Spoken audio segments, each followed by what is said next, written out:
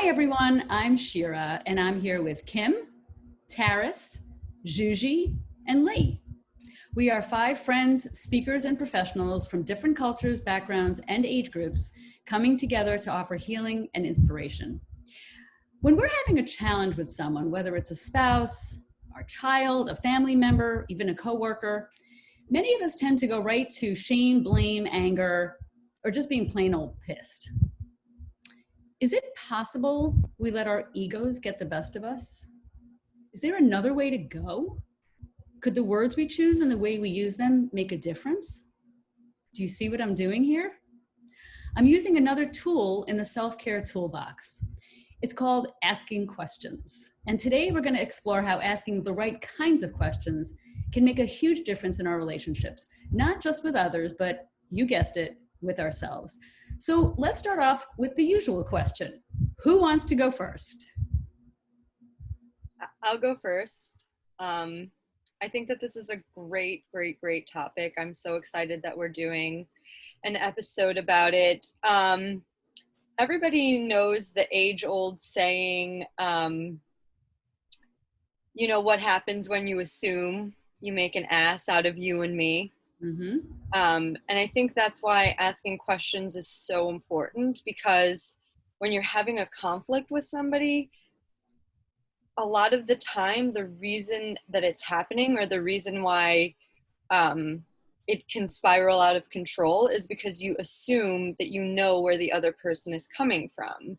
Like, it's a natural thing that your mind does. I think every one of our workshops has a little something about how our minds can really take us on these weird journeys of like, they did this because of that, and we make a lot of meaning out of things that happen. And if you don't ask questions about it, it's not just a direct conflict that you're having with somebody. It's like you can have an ongoing pathology about a relationship in your family or with a coworker, like, oh, that person just doesn't like me, or that person's just that way. And when you find out for the first time that you never asked the right questions, and that isn't necessarily true, it's like, it's earth-shattering sometimes, because it's really wild what your mind can tell you about someone or a situation. If I can add to that, that's so true, and your mind can take you on such a devastating ride, like where you're losing sleep and you're beating yourself up and you're feeling so upset and terrible, and you're not going through life feeling happy. Like, that's awful. I'll never ever forget my first experience where this, really showed its face to me. I was taking an acting class and I was up there performing in front of my class, and a really good friend of mine in the audience was giggling with this guy. And it really looked to me that they were mocking me or making fun of something in the scene or something I was doing. It just, to me, it was so obvious. And like I said, we were good friends, and this ate away at me for like an entire week. I lost sleep. I didn't have the courage to approach her about it. I was like just trying to muster up the courage. And because I just kind of didn't want to believe that she would do that. So I just went along the entire week, assuming I was right, that this story my mind created was correct. She was making fun of me. And when I finally got the courage to, and it was like my soul just had to finally say it out loud to her. Like, I couldn't go on and lose sleep and be upset for like another 24 hours. And when I finally called her and I was like, I have to just say this to you, it's really been bothering me. And she's like, what? And I told her, and she goes, Kim, we were laughing because he farted. She's like, and in the middle of your scene, he farted, and like, we couldn't control ourselves. We were dying. And I, in that moment, just was like, are you kidding me? That just ruined a week of my life. But who did that? I did. Yeah. Amazing the damage. Yeah.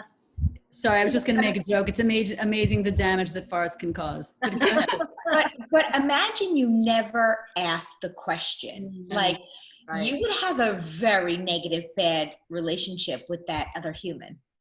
And not only with her, but with, like, I would be damaged. My self-esteem would be lower forever, because Right.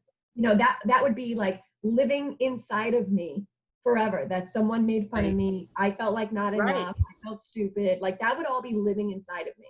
Yeah. Lee, these Lee, are what were you things gonna don't say? forget. This is part of the stories that we make up throughout our lives. And that is why we have so many stories from our childhood or adolescence of things that we've assumed, or the ways that things have affected us where they didn't need to affect us that way, but we didn't know any better, you know? And sometimes it has to do with asking the right questions, and sometimes it's just what we do, I think, to ourselves, assuming that somebody spoke about us, or somebody neglected us or abandoned us, and sometimes these questions come up much later in life too. Once we have a realization that, wait, maybe my life wasn't ruined because of that one incident, that one person, at Right. that one moment in time. It's incredible the severity of how, you know, of how things can get so big in our life, and they can be nothing. Yeah, and No, the other thing that's just dawned on me. I'm sorry, Lee, was I interrupting you? you're always interrupting me. Am I always No, interrupting? you're not. No, it's just a question. I need to know the answer. Sorry. No, I was thinking just now how a lot of times when we do assume something negative that happened, or that somebody said something or acted in a certain way, sometimes it's almost validation or confirmation for us of what we're thinking about ourselves already, right? So if we're already insecure about X, or about our looks, or about our competence, or about anything, and it's like we're always gathering evidence to prove it true. So that's another question that we have to sort of like insert in there. You know, it's like, am I projecting right now? You know, but getting back to the asking questions. So there's asking questions, right? So why did you do that is a question, right? Is that the right kind of question? You know what I'm saying? Because whenever we say something that sounds like it could be putting somebody on the defensive, we're not asking the right question. So I'm curious that we can like brainstorm a little bit about, like, if somebody's challenging you, if someone's being what we consider to be difficult, or we want to get something done or accomplished, like what kinds of questions can we ask that would help us not put someone on the defensive? Just throwing that out there. Yeah, so it's interesting. I just want to go back to one quick little thing. When we are asking questions, notice that when you ask a question, you have a certain power, like you're in control, because you feel like you're confident, like, you're very certain in what you're about to ask and the conversation that is about to happen, right? So when you ask a question to someone, like almost like you're ready, you're not timid, right? I don't know if you guys have ever felt that, but I know for me, like when I go and I approach and I ask a question, like I feel more powerful. Like, does anyone else feel that? Or that could be the case. Yeah, that could be the case, but it could also be the opposite. Like if you're nervous to be confronting someone, you can be entirely feeling like you're not in control. And will this come out right? You know, will I frame it the right way? Will they take it badly? You know? Yeah. Right. Be fearful of their reaction, because you might not want to do any potential damage, or have any potential loss, or like for me, I don't like upsetting people. I want everyone to be happy. So sometimes I'll create a story that I think I'm going to upset them by asking this question, and that makes me feel a little insecure. But I know what you mean, Taris, because there's two sides of the coin with that. There's the 100% where like asking a question, especially in business, makes me feel really empowered. But then there's sometimes with family or friends where I don't feel so empowered because I'm a little fearful. Yeah. And Z, you wanted to say something? Well, yeah, I mean, we're mostly talking about conflicts here, right? So most of the time when we're talking about like when you don't ask questions, like it does make me feel very powerful, T, when I'm asking a question instead of accusing someone of something. And I think that, to your point, Shira, the reason why that question was not the right question is because it's too broad.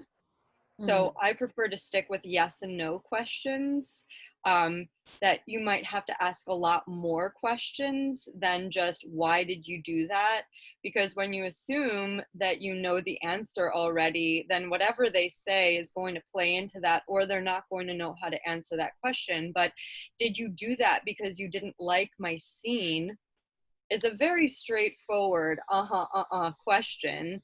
And it's easy for your body to be like, no, absolutely not. That's not why I did that. And then it becomes so clear to you, oh, there was no malintent behind my friend giggling, So I don't even know if you can think back to whether or not you asked that question, because when you described that story, Kim, it didn't sound like you called her to ask a question. You called her to tell her that it hurt you that she laughed during your scene. And there was no question in there. So then she immediately had to defend herself and say, oh my God, that's not what happened. Somebody farted, and that's why you lost sleep for a week, So the yes or no questions is like, oh, did you do that because you didn't like my scene?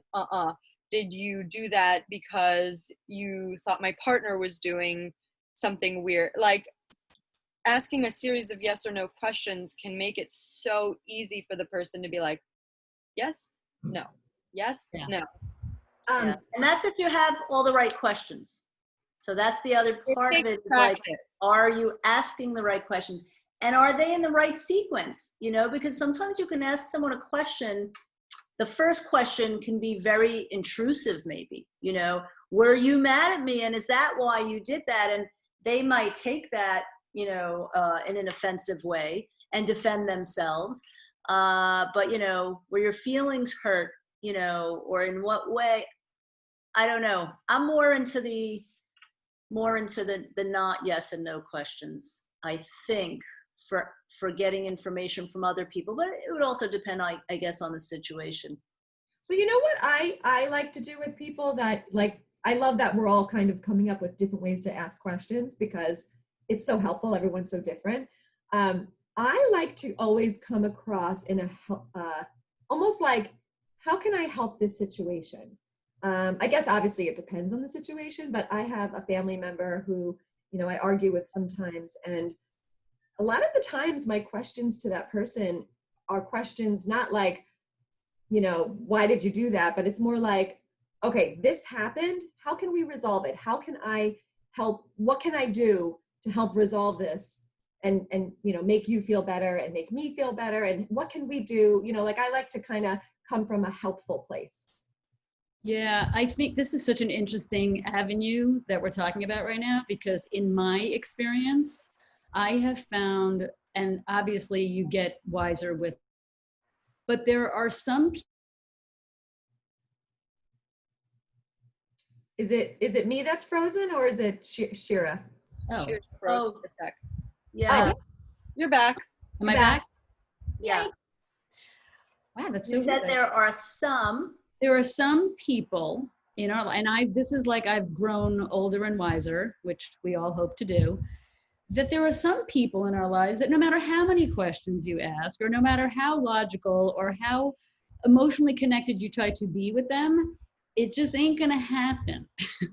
So I think we also have to be aware of the circular conversations and questions and answers, right? So if we're feeling like we're not making progress, this is just a thought I had in my head, because I too have, some difficult people in my life. And it's like, you have to know that if you're not making progress with the questions, if it just keeps coming back to square one, and it's like, there's just no progress, then sometimes you just gotta walk away, or not invest so much of your time and precious energy to, you know what I'm saying? Like, there's just some people that this technique does not work with.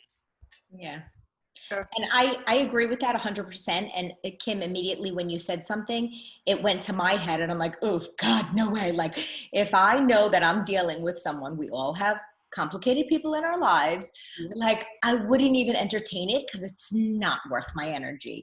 Like I would be like, yeah, oh well, your problem, you have issues, go Right. deal with them somewhere else, not wasting my time to ask you questions. Like I just like when people love controversy or when people are unhealthy, right, in their heads, it's almost just like, I pull away. Like I'm very quick to pull away.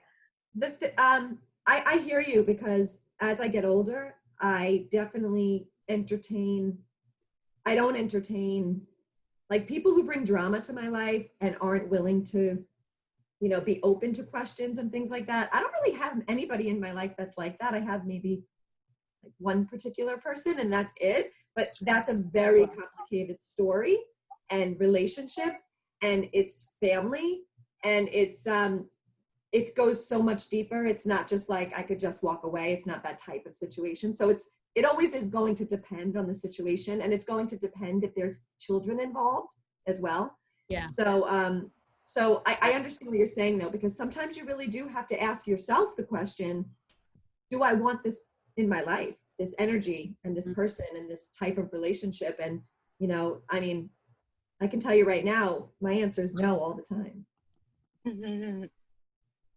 Okay, well, just thinking that this is probably a really good place to wrap up this episode, because we're going to come back in part 2 and actually dive into this more deeply as it relates to ourselves, which is always our favorite place to go, right?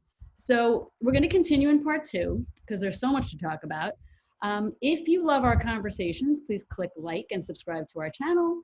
Tell a friend, spread the word. And if you have any comments or questions, or if there's a topic you would like us to cover, please comment in the box below. And we will see you soon. Stay safe, and we love you. Bye, everyone. Bye.